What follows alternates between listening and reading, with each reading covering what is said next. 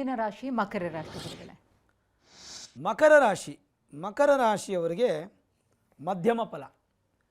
ಮಕರ ರಾಶಿಯಿಂದ ಸಪ್ತಮ ಭಾವಕ್ಕೆ ಗ್ರಹಣ ನಡೀತಾ ಇದೆ. ಹಾಗಾಗಿ ಮಕರ ರಾಶಿಯವರಿಗೆ 7th ಹೌಸಲ್ಲಿ ಗ್ರಹಣ ನಡೀತಾ ಇದೆ, 7ನೇ ಮನೆಯಲ್ಲಿ ಗ್ರಹಣ ನಡೀತಾ ಇದೆ. ಫಲಿತಾಂಶ ಮಿಶ್ರ ಫಲಿತಾಂಶವಾಗಿದೆ. ವೃತ್ತಿ ಜೀವನ ಮತ್ತು ವ್ಯಾಪಾರ ಕ್ಷೇತ್ರದಲ್ಲಿ ಸಕಾರಾತ್ಮಕ ಬೆಳವಣಿಗೆ ಕಾಣಬಹುದು. ಆರೋಗ್ಯದ ವಿಷಯದಲ್ಲಿ ಅಭಿವೃದ್ಧಿಯನ್ನು ಪಡಿಬೋದು. ಆದರೆ ಮುಖ್ಯವಾದ ವಿಚಾರ, ಹೆಂಡತಿ ಗಂಡ ಮಧ್ಯೆ ಜಗಳ ಆಗೋದು ಜಾಸ್ತಿ ಆಗುತ್ತೆ.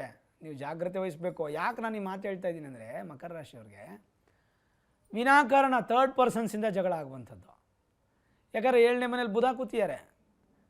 ಬುಧ ಬುದ್ಧಿವಂತಿಕೆ, ಈ 4 ವಿಚಾರದಲ್ಲಿ ಗಂಡ ಹೆಂಡತಿ ಮಧ್ಯೆ ಜಗಳಗಳು ಉಂಟಾಗೋ ಸಾಧ್ಯತೆ. ಆ ಪ್ರಕೋಪಕ್ಕೆ ಹೋಗ್ಬಿಡಬಾರ್ದು. ಅದನ್ನು ನೀವು ಬ್ಯಾಲೆನ್ಸ್ ಮಾಡ್ಕೋಬೇಕು, ಅದು ತುಂಬ ಇಂಪಾರ್ಟೆಂಟು. ಜೊತೆಗೆ ಹೊಸ ಹೊಸ ಜವಾಬ್ದಾರಿ ಬರುತ್ತೆ. ಆಸ್ತಿ ವಿಭಜನೆ ಏನಾದರೂ ಆದರೆ ಈ ತಿಂಗಳು ಖಂಡಿತ ನಿಮಗೆ ತುಂಬ ಪಾಸಿಟಿವ್ ಇರುತ್ತೆ. ಒಂಥರ ಧೈರ್ಯಶಾಲಿಗಳು ನೀವು.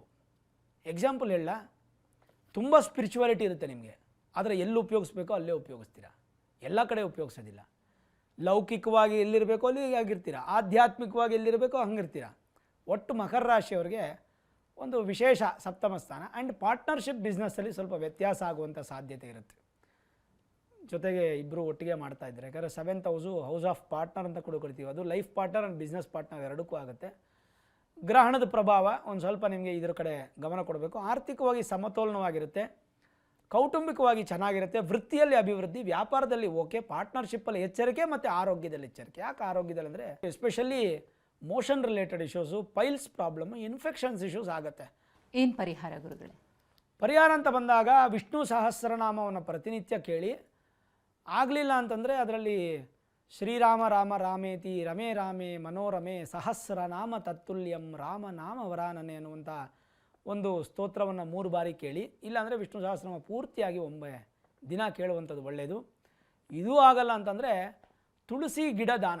ನರ್ಸರಿಗೆ ಹೋದರೆ ಒಂದು 4 ತುಳಸಿ ಗಿಡ ಕೊಡಿ ಅಂದರೆ ಕೊಡ್ತಾರೆ. ಯಾವುದಾದ್ರು ದೇವಸ್ಥಾನದಲ್ಲಿ ತುಳಸಿ ಗಿಡ ಇಲ್ಲ ಅಂತ ನಿಮ್ಗೆ ಅನಿಸಿದ್ರೆ ಅಲ್ಲಿ ತೊಗೊಂಡೋಗಿ ಅರ್ಚಕರನ್ನ ಕೇಳಿ ಅವ್ರ ಪರ್ಮಿಷನ್ ತೊಗೊಂಡು ನಿಮ್ಗೆ ಶಕ್ತಿ ಇದ್ದರೆ ಒಂದು ಬೃಂದಾವನ ಕಟ್ಸ್ಕೊಡಿ. ಇಲ್ಲಾಂದರೆ ಒಂದು ಪಾಟಲ್ಲಾದರೂ ತುಳಸಿ ಗಿಡ ನೆಟ್ಟು ದಿನ ಒಂದು 15 ದಿನ ಅದು 1 ತಿಂಗಳು ಕಂಟಿನ್ಯೂ ಹೋಗಿ ಅದನ್ನು ಸಂರಕ್ಷಣೆ ಮಾಡಿ ದೊಡ್ಡದಾಗಿ ಬೆಳೆಯಕ್ಕೆ ಬಿಡಿ. ಮುಂದೊಂದು ದಿನ ಆ ಗಿಡದಲ್ಲಿ ಬರುವಂಥ ತುಳಸಿ ಸ್ವಾಮಿಗೆ ಅರ್ಚನೆ ಆಗುತ್ತೆ. ಆವಾಗಲೂ ಫಲ ಸಿಗುತ್ತೆ, ಗಿಡ ದೇವಸ್ಥಾನಕ್ಕೆ ಕೊಟ್ಟಂಥ ಫಲನೂ ಸಿಗುತ್ತೆ. ಇದೊಂದೇ ಪರಿಹಾರ ಸಾಕಾಗುತ್ತೆ, ಇನ್ನೇನೋ ಅವಶ್ಯಕತೆ ಬರಲ್ಲ.